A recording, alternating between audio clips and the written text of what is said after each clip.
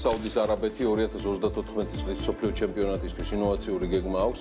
ნეომის სტადიონი ცაში 46000 მაყურებელს დაიტევს და 350 მეტრ სიმაღლეზე იქნება. შედარებისთვის ეს მაჩვენებელი 40 მეტრით მეტია შარდზე, რომელიც ბრიტანეთის ყველაზე მაღალი შენობაა.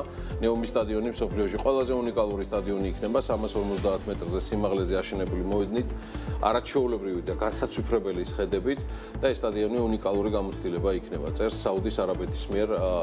საუდის არაბეთის მიერ FIFA-ში წარდგენილ განცხადებაში. აქვე არაბეთის გახსენებაზე ბარემ იმასაც გეტყვით, რომ ლეო მესიმ 2026 წლის მსოფლიო ჩემპიონატისთვის მოსამზადებელ ინტერ მაიამიდან საუდის არაბეთის კლუბში გადასვლა სურდა და სურდა როგორ.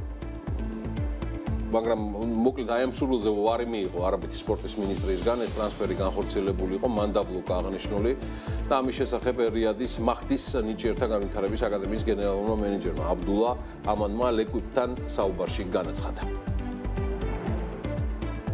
გასულ ზაფხულს მესის გუნდი დამიკავშირდა. მსოფლიოს საკლუბო ჩემპიონატის დროს მას ამერიკული ლიგის 4-თვიანი შესვენების დროს საუდის არაბეთში თამაში სურდა, რათა 2026 წლის მსოფლიო ჩემპიონატისთვის მომზადება შესაძლებოდა. იგივე იყო ბექჰემთანაც, როდესაც ის MLS-ში თამაშობდა. შემდეგ კი მილანში გადავიდა. მე წინადადება მინისტრს წარვუდგინე, მაგრამ მან მესის მხოლოდ 4 თვით ჩამოსვლის ნებაზე უარი თქვა და საკითხი დაიხურა. მინისტრმა თქვა, რომ საუდის არაბეთის ჩემპიონატი სავარჯიშო ბანაკი არ გახდება.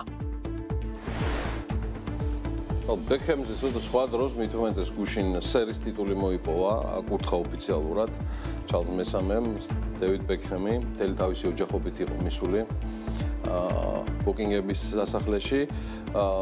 მე მაინც უბრალოდ შეგახსენებთ ამ ამბის ლეო მესის ამბის გაყოლებაზე, რომ 38 წლის არგენტინელმა ინტერ მაიამისთან კონტრაქტი 2028 წლამდე გაახანგრძლივა, ამ ეტაპზე უცნობია სად და რომელ კლუბში გააგრძელებს მესი მომზადებას, როდესაც ამერიკაში 4-თვიანი პაუზა გამოცხადდება, მოკლედ აი ასე.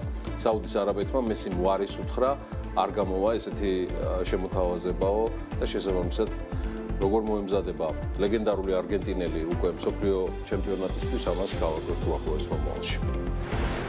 ცნობილმა ჟურნალისტმა და ავტორმა პირს მორგანმა ინტერვიუ ჩაწერა საუდის ალ-ნასრას შემადგენლობაში მოღვაწე ასევე ლეგენდარულ ფეხბურთელთან კრისტიანო რონალდუსთან.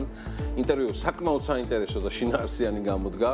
როგორც ახასიათებს ეს ყველაფერი პირს მორგანს, მას გამორჩეულად შეუძლია დღესასწაულების მოწყობა მაყურებლებისთვის, გონიერი კითხვებით, მოსაზრებებით. სხვა შორის ერთ-ერთი კითხვა, რომელიც მოსწრებულად დაუსვა პირს მორგანმა კრისტიანოს, ეხებოდა მის შედარებას ინტერ მაიამიში მოღვაწე კიდევ ერთ ლეგენდარულ არგენტინელ ფეხბურთელთან ლეო მესისთან და პირს მორგანმა ეს კითხვით მიმართა პორტუგალიელს.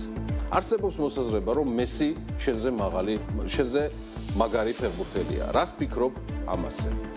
კრისტიანომ ამ კითხვას ასე უპასუხა: მე არ ვეთანხმები ამ მოსაზრებას და არ ვთვლი, რომ მესი ჩემზე მაგარი ფეხბურთელია და საერთოდ ამ თემაზე პასუხისას არ ვაპირებ თავმდაბლობას.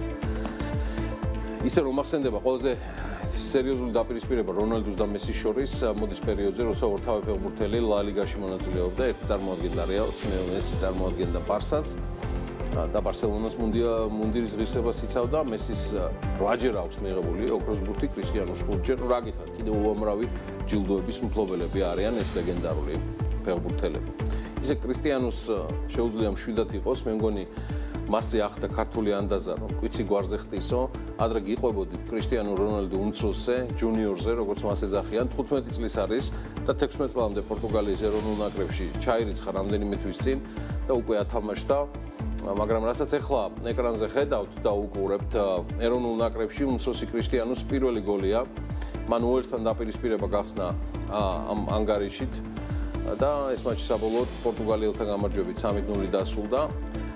ის სხვათა შორის უმცროსი კრისტიანო ასევე საუდის ალ-ნასრის საფეხბურთო აკადემიაში გადის პრაქტიკულ და თეორიულ გაკვეთილებს. ეს სწორედ ის კლუბია, სადაც მისი მამა კრისტიანო რონალდუ უფროსი თამაშობს, რომელიც 40 წლის მერეც აპირებს ფეხბურთის თამაშს და ისეთ ფორმაშია, რომ გონი გამოუვა კიდეც. ხო, ალბათ ყველას გახსოვთ განსაკუთრებით კრისტიანოს გამორჩეული სისწრაფე და გამოქანებები, რითაც ლეგენდარულმა პორტუგალიელმა დაამახსოვრა თავი ფეხბურთის მოყვარულებს. ხო და აგერ გამოქანებაზე გამახსენდა კრისტიანოს გამოყენებაზე, მორიგი რეკორდი დადო ავტომობილების ისტორიაში Bugatti-მ, რომელიც ერთ-ერთ გერმანულ ტრასაზე არც მეტი და ნაკლები 414 კმ/სთ-ში სიჩქარე დადო. ეს ის იშვიათი შემთხვევაა, როცა Bugatti Chironis პილოტებმა და მძღოლებმა გამოძებნეს სწორი და თან თავისუფალი ავტობანი, რათა ეს ახალი რეკორდი დაედოთ და რეკორდი, რომელიც 414 კმ/სთ-ში სიჩქარის დაფიქსირებას გულისხმობს, არის კიდევ ერთი ამბავი, რომელიც ნამდვილად არის აღნიშვნის ღირსი და სწორედ ეს ფიქსირდება ამ ვიდეო კადრებისას, რასაც პილოტი და მასთან ერთად მყოფი თანაშემწე უკვე ოფიციალურად დააფიქსირებენ და ამას ხედავთ უკვე ჩვენს ვიდეოში. აი წამიც და 414. კი ბატონო. კარგი, კიდე ერთი თემა, კოსმოსური ამბავი და რეალობა, რომლის წინაშეც აღმოჩნდით, საქმე ეხება ტრილიონიან კომპანიების კაპიტალიზაციით, ანუ ფასით, რომელიც მომრავლდა მსოფლიო ბიზნესში.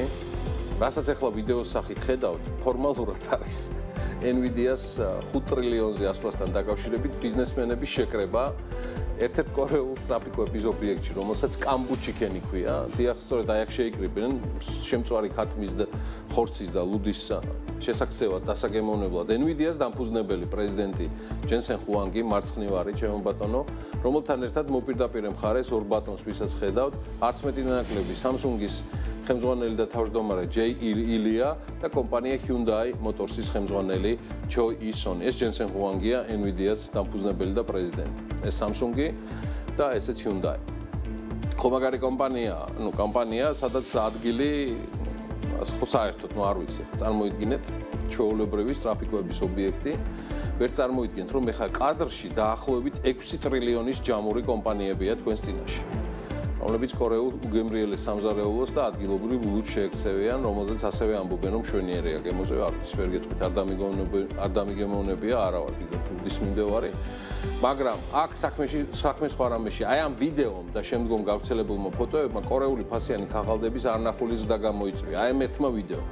ეს და ძირითადად ვის შეეხო ქათმის მწარმოებელს და მასთან დაკავშირებულ კომპანიებს, რომელთა აქციებმა 20-დან 30%-მდე მოიმატეს. საკმარისი იყო აი ეს კამპანია ამ სამეულის გამოჩენილი იყო რესტორანში და საჯარო გამختارიყო ეს ვიდეოები.